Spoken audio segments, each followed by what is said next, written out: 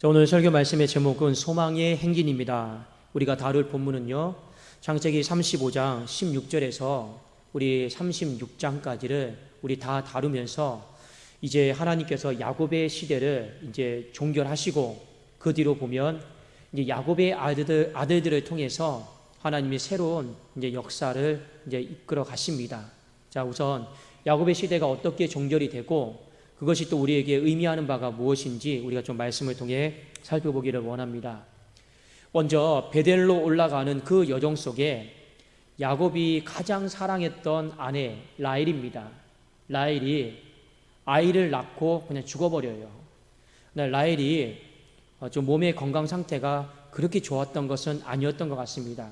그리고 아이를 가진 상태에서 하나님은 속히 자, 오늘 설교 말씀의 제목은 소망의 행진입니다. 우리가 다룰 본문은요, 창세기 35장 16절에서 우리 36장까지를 우리 다 다루면서 이제 하나님께서 야곱의 시대를 이제 종결하시고 그 뒤로 보면 이제 야곱의 아들들을 통해서 하나님이 새로운 이제 역사를 이제 이끌어 가십니다.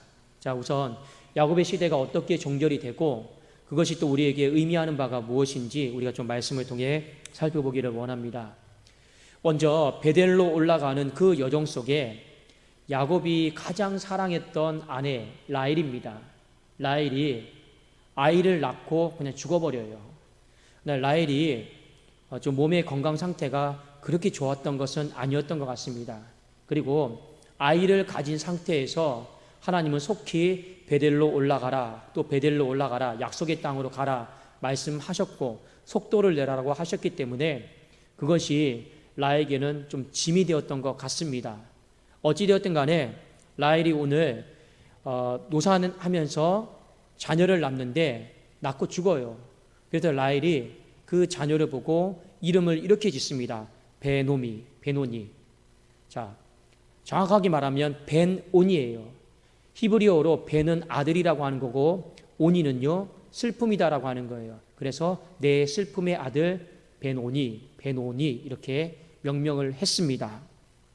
자, 그런데 우리가 오늘 말씀을 통해 좀 주목해 봐야 될 것이 있는데 이 아들이 생긴 하나님께서 주신 좀 배경을 살펴볼 필요가 있습니다.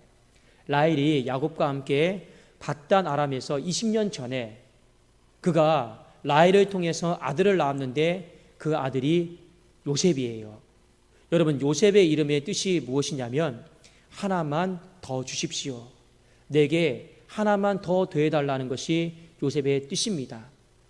이것을 놓고 하나님 앞에 기도했고 그리고 많은 시간이 흘러서 20년 시간의 뒤에 하나님이 정말로 하나를 더 주신 겁니다.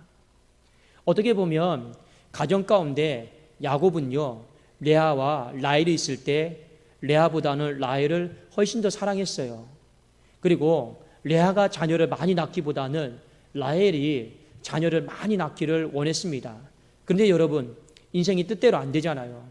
오히려 레아가 많은 자녀를 낳았고 밧단 아람에서 라헬은 한 명밖에 못 낳았어요. 그러니까 얼마나 서로 같이 기도했겠습니까? 요셉이라고 이름 지으면서 하나만 더 주시면 좋을 텐데, 하나만 더 주시면 좋을 텐데, 그 사람들이요 단순히 필요에 있어만 기도했겠습니까? 자신의 문제에 믿음을 결부시켜서 기도했겠죠. 그래서 어떻게 했습니까? 하나님 말씀하지 않았습니까? 생육하고 번성하여 땅에 충만하라 하였는데 내 자녀가 하나밖에 없습니다. 하나님 말씀 붙들고 기도하오니 아들을 하나만 더 주시면 좋겠습니다. 그리고 하나님이 잊어버린 줄 알았어요. 그런데요 오늘 베델로 올라가는 이 여정 속에서 20년 뒤에 하나님은 그 약속의 말씀을 붙들고 기도한 그 가정 가운데 하나를 더 주셨습니다. 그 아들이 바로 베냐민이에요. 그런데 이름을 짓기를 내 슬픔의 아들이라 지었지만 야곱은 그 사건을 보면서 아니다. 베냐민 오른손의 아들, 하나님 비록 이 아들이 어미의 젖을 먹지 못하고 또 유모의 손에 이끌려서 살아가야 되는 불쌍한 인생이지만 하나님께서 이 아들에게 젖줄이 되어 있어서 이 아들을 오른손의 아들로 강건한 아들로 하나님 만들어 주십시오 하고 이름을요 그렇게 지은 거예요. 자, 야곱이 이 아들을 이렇게 지었을 때는 반컵의 물이다라면 라헬은 비어버린 반을 보면서 베논이 슬픔의 아들이라 지은 거고, 야곱은 채워져 있는 반컵을 보면서 베냐민 소망하면서 그렇게 이름을 지은 거예요. 자, 그 다음에 나오는 성경의 본문이 야곱의 족보입니다. 오늘 성경은요, 야곱의 시대를 마무리하기 때문에 굉장히 빠른 속도로 마무리 짓고 있습니다. 근데 다 연계가 돼 있어요. 자, 창세기 35장 22절부터 26절까지 보면 야곱의 족보가 나오는데 별로 볼 게 없어요. 주된 내용은 레아의 자녀는 이렇습니다. 라헬의 자녀는 이렇습니다. 비라의 자녀는 이렇습니다. 실바의 자녀는 이러이러합니다. 그게 끝이에요. 볼 거는 없고 겨우 12명 구색만 맞췄습니다. 성경에 보면 하나님께서 강조하시는 완전수가 있습니다. 하나는 3이요, 또 하나는 7이요, 마지막 하나는 12입니다. 그것을 그 시대 속에서, 성경 속에서 완전수로 봤습니다. 그런데 베냐민을 딱 낳고 나서 비로소 12명이 되는 거예요. 야곱의 족보는요, 다른 어떤 거 갖춘 거는 아무것도 없어요. 뭐만 갖췄습니까? 숫자만 12개 맞춰놓은 거예요. 그 이후로 그 외의 것은요, 볼 것이 하나도 없습니다. 자, 그럼에도 불구하고 야곱은 오늘 성경 말씀을 보면 전혀 주눅들거나 낙담하거나 낙심하거나 그렇게 살지 아니하고 소망하면서 살아가요. 무엇 때문인지 아십니까? 그 라헬이 그 베냐민을 낳은 것을 보고 야곱의 마음속에는 분명한 확신이 생겼어요. 그 확신은 뭐냐? 하나님의 신실한 약속의 말씀을 붙들고 살아가고 소망하는 사람은 비록 그 약속의 이루어짐이 더디지만 확실하다라는 것을요, 이 베냐민을 낳음을 통해서요, 야곱은 확신했습니다. 그건요, 야곱과 라헬과 누구만 아는 겁니까? 하나님만 아시는 거예요. 여러분, 생각이라도 했겠습니까? 20년 전에 요셉을 낳으면서, 그때가 지금 요셉의 나이가 이제 얼마 있으면 15세, 16세, 17세 된단 말입니다. 최소 20년입니다. 그때 하나님 앞에 드렸던 그 기도, 라헬과 야곱 외에는 누가 알겠습니까? 하나만 더 주시면 좋겠는데, 내 문제 놓고 하나님 말씀 붙들고 기도했는데 하나님이요, 이 베델로 올라가는 이 도중 속에서 맞게 하신 거잖아요. 여러분, 가장 사랑하는 아내가 죽었습니다. 그러면요, 마음속에 울 법도 안 돼. 울지를 않아요. 오히려 야곱은 소망을 가지고 그 아이의 이름을 지어줍니다. 하나님이 그렇게 지으라고 해도 지은 것도 아니에요. 자기가 믿음의 판단 속에서 그 이름을요, 베냐민이라고 짓습니다. 그리고 그 고백을요, 하나님이 받아주시고 인정해 주시는 거예요. 아니나 다를까, 야곱의 족보가 변변치 않지만, 그리고 라헬이 죽은 뒤에 장자 루벤이요, 라헬의 몸종 있죠, 비라를요, 아버지의 침상에서 더럽혀요. 그러니까 이 야곱의 12아들은요, 성적으로 문란하고 단합도 안 되고, 그리고 엄마가 4명이다 보니까 다 폐가 갈려져 있고 단합이 안 됩니다. 얼마나 여러분 보잘것없고 변변치 못한 집안입니까? 그런데 야곱의 인생 가운데 한 가지 하나님이 맡겨주신 사명이 있어요. 그 12명의 아들을 통해서 베델, 하나님의 집을 짓기를 원하는 거예요. 근데 지금 변변치 않잖아요. 보잘것 없잖아요. 그렇다고 해서 야곱이 실망합니까? 전혀 실망하지 않습니다. 오히려 야곱은 소망해요. 그 베냐민을 낳은 사건을 통해서 하나님께서 지금은 변변치 않지만 그 말씀을 붙들고 기도하고 소망하면 이 12명의 아들을 통해서 하나님의 위대한 나라를 만들어 줄 것이다, 소망한 거예요. 아니나 다를까, 야곱이 이 가나안 땅에 가뭄과 기근이 찾아와서 성경을 읽다 보면 애굽 땅으로 내려가요. 그때 내려갈 때 70명이었습니다. 400년이 지나고 난 다음에 다시 출애굽할 때 200만 명이 된 거예요. 정말로 하나님은 생육하고 번성하여 땅에 충만하게 했습니다. 그리고 야곱이 겁이 많은 사람이에요. 두려움이 많은 사람이에요. 성경을 보면 애굽으로 내려가는 그 과정 속에서 갈까 말까 망설이고 있을 때 하나님 앞에 기도합니다. 그때 하나님이 야곱에게 이렇게 말씀하셔요. 내려가라.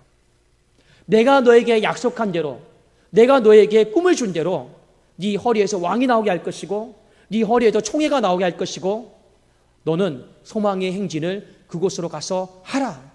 그리고 야곱이요 그것을 믿고 애굽으로 내려가는 장면이 나옵니다. 특별히 여러분이 한 가지 더 아셔야 될 것은 무엇이냐? 라헬이 난산 중에, 고통 중에 아이를 낳았잖아요. 자, 이것은 중요한 의미가 있습니다. 그 부분만 여러분들이 보지 마시고 성경을 넓게 보세요. 지금 야곱의 가족이 어디로 가는 겁니까? 베델로 가는 가정에 있어요. 약속의 땅으로 가는 가정 속에 있습니다. 무슨 말이냐? 신앙의 여정이에요. 신앙의 여정.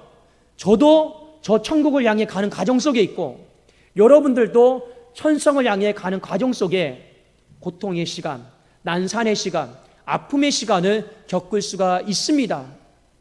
그때 여러분 아셔야 될 게 뭐냐? 그 고통과 난산과 아픔에도 불구하고 하나님의 말씀은 신실하셔서 그것과 상관없이 하나님은 이루신다라는 걸 우리에게 보여주는 거예요. 야곱은 깨달았어요. 가뭄과 기근의 땅에 애굽으로 내려갔습니다. 근데 여러분 훗날 보니까 애굽이 무슨 땅입니까? 고통의 땅이에요. 애굽이요 종살이하는 땅이에요. 얼마나 힘들었으면 하나님 앞에 살려달라고 부르짖는 땅이었어요. 그들의 인생의 마지막 여정은 어디입니까? 적과 꿀이 흐르는 가나안 땅이에요. 그 가나안 땅을 향해 가는 과정 속에 애굽이 있는 거예요. 마치 라헬이 베델로 올라가는 그 과정 속에 난산했던 것처럼 이스라엘 백성들이 적과 꿀이 흐르는 가나안 땅을 향해 가는 과정 속에서 애굽이다라고 하는 그 속에서 난산을 겪은 거예요. 그런데 야곱은 미리 내다보고 깨달은 겁니다. 그런 시간이 있다 할지라도 하나님은 언약에 신실하셔서 그 고통 중에도 아들을 주실 거다. 그 고통 중에도 하나님의 약속을 잉태해 줄 것이다. 그걸 소망하면서 야곱은 행진한 겁니다. 야곱의 족보의 한 가지 특징은 이겁니다. 볼 건 없어요. 가진 것도 없고 자랑할 것도 없습니다. 그러나 야곱의 족보의 한 가지 특징을 말하라고 한다면 그들은 하나님의 약속, 말씀을 붙들고 소망의 행진을 했습니다. 반면에 창세기 36장에 보면 에서의 족보가 나옵니다. 형의 족보가 나와요. 굉장히 화려합니다.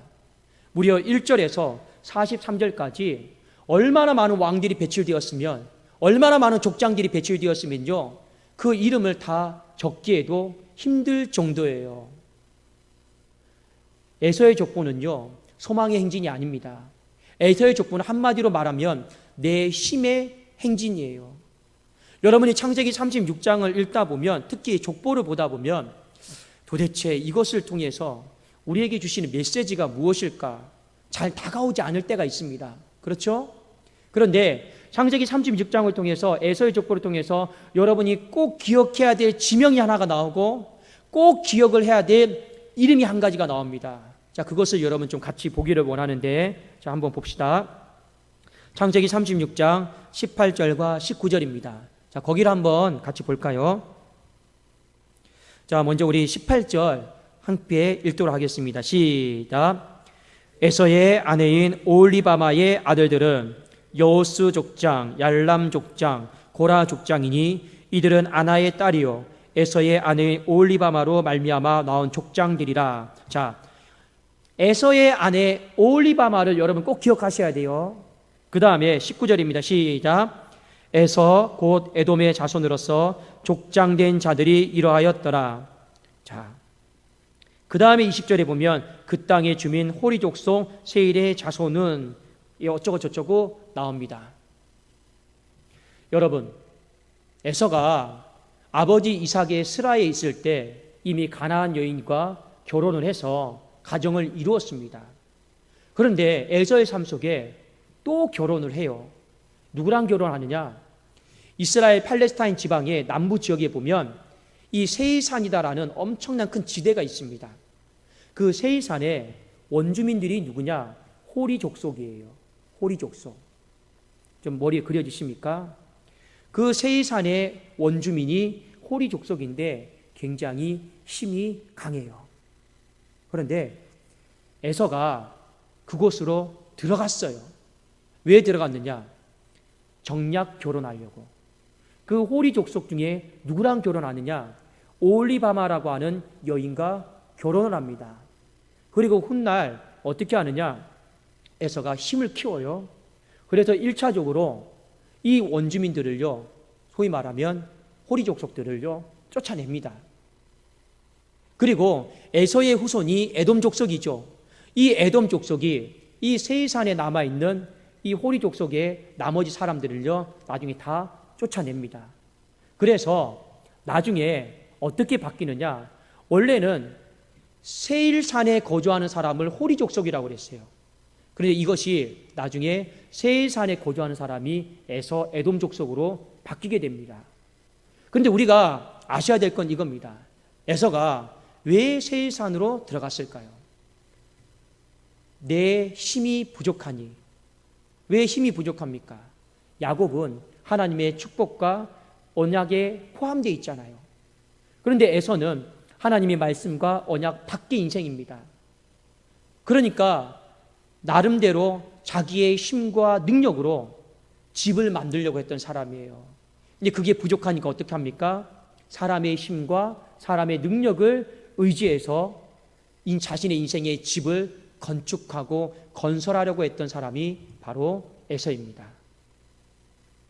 그런데 얼마나 힘이 셌던지 이미 이 시대에 수많은 왕들이 나와요. 왕들이 나왔다라고 하는 건요, 그 시대에 에서의 족속이 그만큼 강했다라는 거예요. 힘이 세었다라는 거예요. 반면에 창세기 36장 31절에 보니까 이스라엘 자손을 다스리는 왕이 있기 전에 에돔 땅을 다스리던 왕들은 이러하니라. 이스라엘은 변변치 못한 인생이었습니다. 야곱의 족보는 하나님의 신실한 약속의 말씀을 의지하고 걸어가는 소망의 행진을 하는 족보이고, 에서의 족보는요, 철저하게 내 힘과 내 능력을 의지하면서 걸어가는 그런 족보예요. 자, 그런데 에서의 족보는 딱 여기까지입니다. 더 이상 성경에서 언급이 안 돼요. 반면에 야곱의 족보는 소망의 행진 가운데 계속적으로 하나님의 구속사와 역사가 펼쳐지는 것을 우리가 볼 수가 있습니다. 여러분, 야곱이 소망을 가지고 소망의 행진을 하면서 살았다라고 하는 건요, 한 가지 더 증거가 있습니다. 뒤에 창세기 37장에 보면 비로소 야곱의 아들들의 역사가 시작이 돼요. 12명의 아들이 있는데 하나님은 누구를 지목해서 야곱의 아들들을 소개하면서 진행했을까요? 요셉. 가장 막내 아들 요셉을 통해서 하나님이 야곱의 아들들의 역사를 진행하셨습니다. 그런데 요셉 하면 우리가 생각나는 게 뭡니까? 꿈꾸는 자. 꿈꾸는 자가 오는도다. 여러분, 잘 성경의 맥락을 보셔야 돼요. 왜 하나님이 야곱의 12아들을 다루는데 왜 하필이면 요셉이라고 하는 사람을 지목해서 선택하시고 그 많은 소재 중에서 꿈이다라고 하는 것을 통해서 성경을 진행해 나가실까요? 야곱을 배려한 겁니다.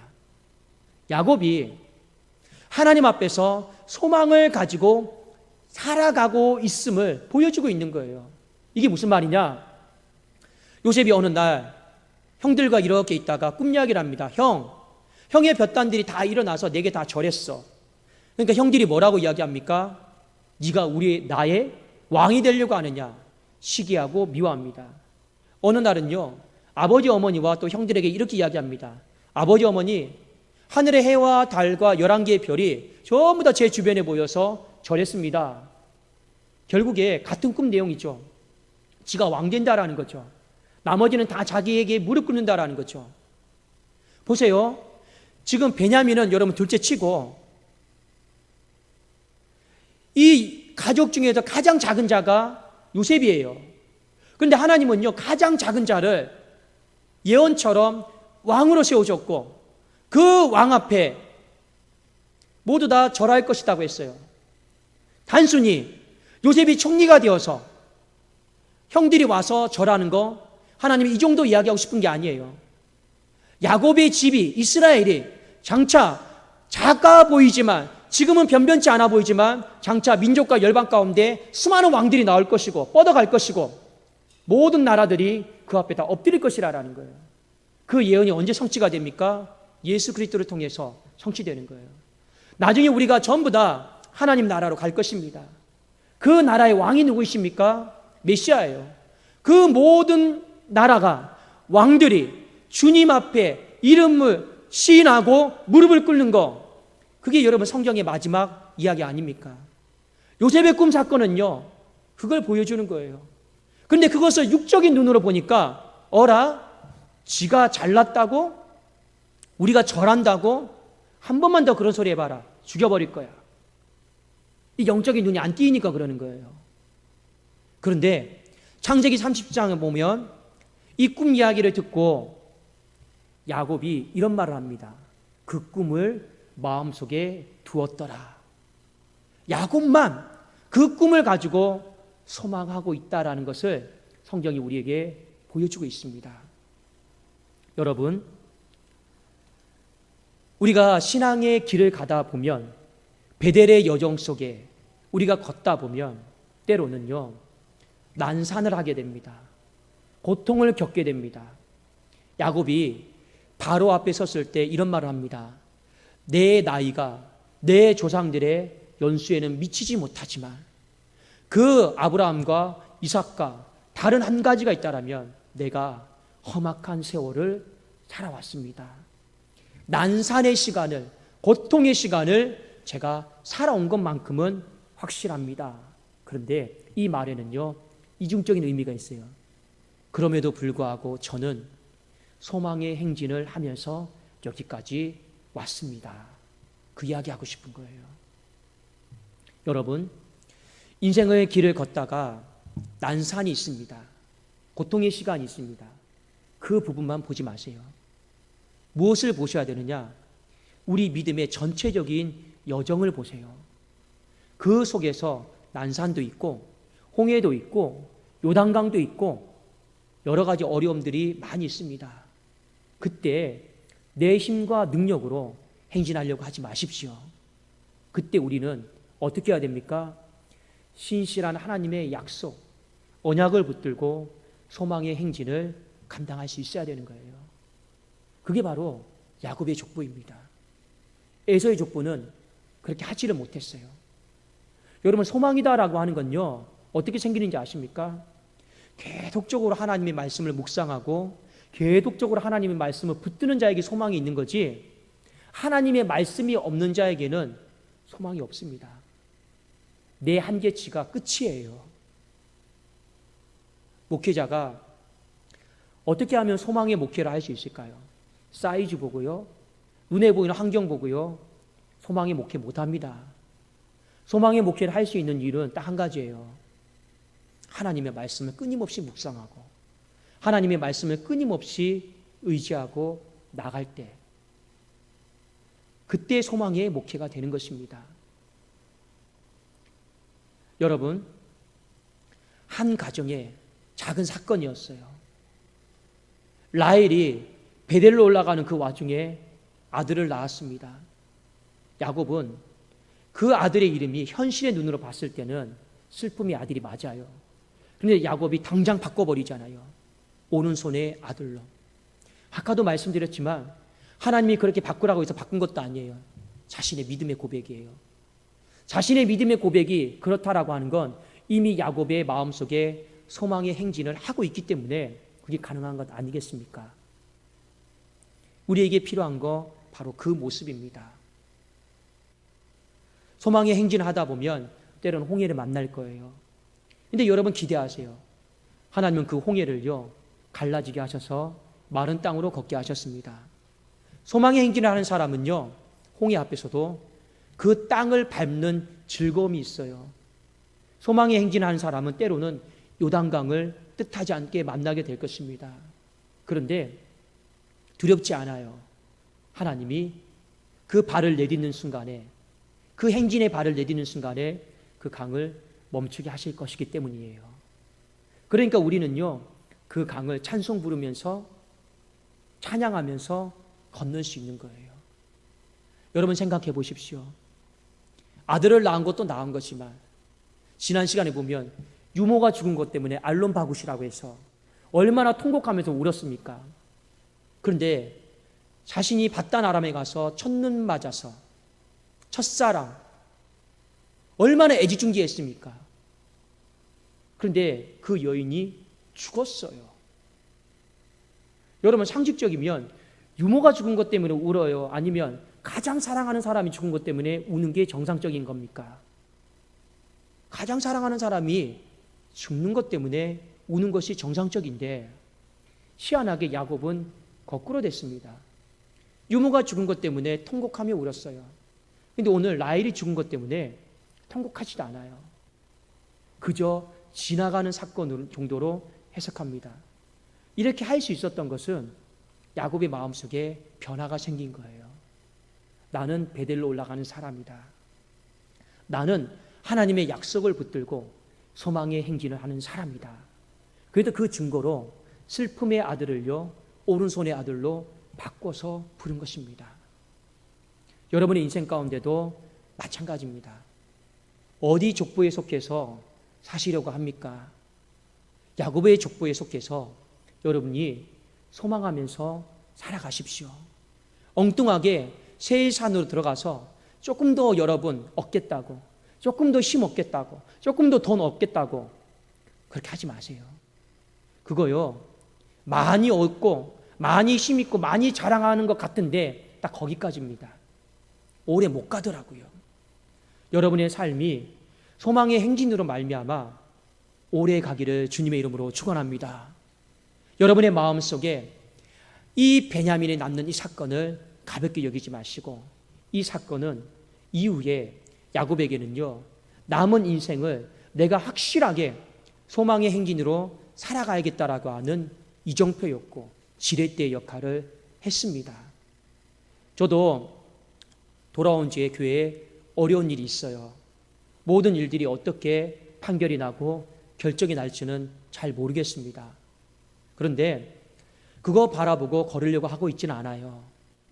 그저 그것이 홍해다라고 하면 하나님이 마른 땅으로 걷게 하시겠지. 어차피 반컵에 물인 건 맞습니다. 그런데 지금 제가 그 상황을 그냥 슬픔의 아들이다 이렇게 살면 뭐합니까?